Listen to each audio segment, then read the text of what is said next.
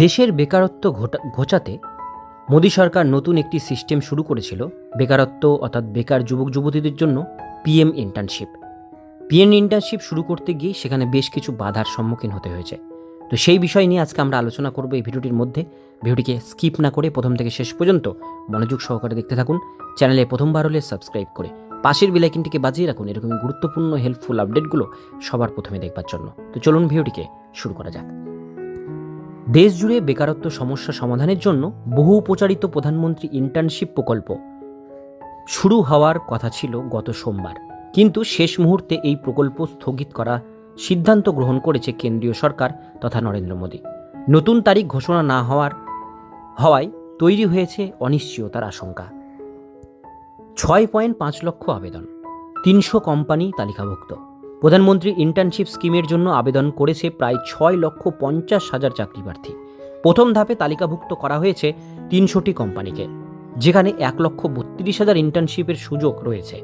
সরকারের পরিকল্পনা ছিল 24-এর বাজেট অনুযায়ী 24টি সেক্টরে প্রশিক্ষণ প্রদানের মাধ্যমে কর্মসংস্থানের পথ খুলে দেওয়া। ইন্টার্নশিপে প্রশিক্ষণ ও স্টাইফেন্ড। প্রধানমন্ত্রীর পরিকল্পনা অনুযায়ী নির্বাচিত প্রার্থীদের প্রতি মাসে 5,000 টাকা স্টাইফেন্ড দেওয়ার কথা ছিল। এর মধ্যে 4,500 টাকা দেবে কেন্দ্র সরকার এবং বাকি 500 টাকা সংশ্লিষ্ট কোম্পানি তাদের কর্পোরেট সোশ্যাল রিসেপশনিস্ট তহবিল থেকে প্রদান করবে।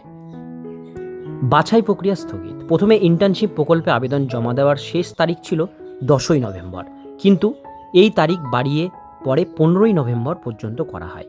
কর্পোরেট অ্যাফেয়ার্স মন্ত্রক সম্প্রতি জানিয়েছেন আবেদনকারীদের বাছাইয়ের কাজ শুরু হবে খুব শীঘ্রই, কিন্তু বাছাই প্রক্রিয়া এবং ইন্টারভিউ কবে থেকে শুরু হবে তা এখনও স্পষ্ট জানানো হয়নি। প্রকল্প স্থগিত কেন? প্রধানমন্ত্রী ইন্টার্নশিপ প্রকল্প স্থগিত হওয়ার পেছনে কিছু নির্দিষ্ট কারণ জানিয়েছে সরকার। তবে নতুন দিল্লির খবর অনুযায়ী সরকারের প্রস্তুতিতে ঘাটতি রয়েছে। এছাড়া লোকসভা নির্বাচন এবং কয়েকটি রাজ্যের বিধানসভা নির্বাচনকে কেন্দ্র করে এই পরিকল্পনা স্থগিত করা হয়েছে। এর ফলে বিরোধীদের সন্দেহ আরও বেড়েছে। বিরোধীদের সমালোচনা। বিরোধী দলগুলি সরকারের এই সিদ্ধান্তে কড়া সমালোচনা করেছে। তাদের বক্তব্য 2022 সালের জুন মাসে 10 লক্ষ সরকারি চাকরির প্রতিশ্রুতি দেওয়া হয়েছিল। এরপর রোজগার মেলায় আয়োজন করেও তেমন করে নতুন কর্মসংস্থান হয়নি। এবার ইন্টার্নশিপ প্রকল্পের মাধ্যমে সাধারণ মানুষকে বিভ্রান্তি করার অভিযোগ তুলেছে তারা।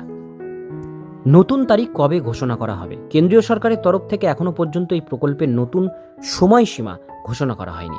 ফলে লাখ লাখ আবেদনকারী এখন সরকারের জবাবের অপেক্ষায় রয়েছে। ইন্টার্নশিপ প্রকল্প চালু হলে বেকার যুবক যুবতীদের জন্য কতটা কার্যকর হবে সেটাই এখন দেখার বিষয়। তো বন্ধুরা, এরকমই গুরুত্বপূর্ণ আপডেটগুলি জানার জন্য আমাদের চ্যানেলটিকে সাবস্ক্রাইব করে পাশের বেল আইকনটিকে বাজিয়ে রাখুন, যাতে আপডেটগুলো আপনাদের কাছ থেকে মিস না হয়ে যায়।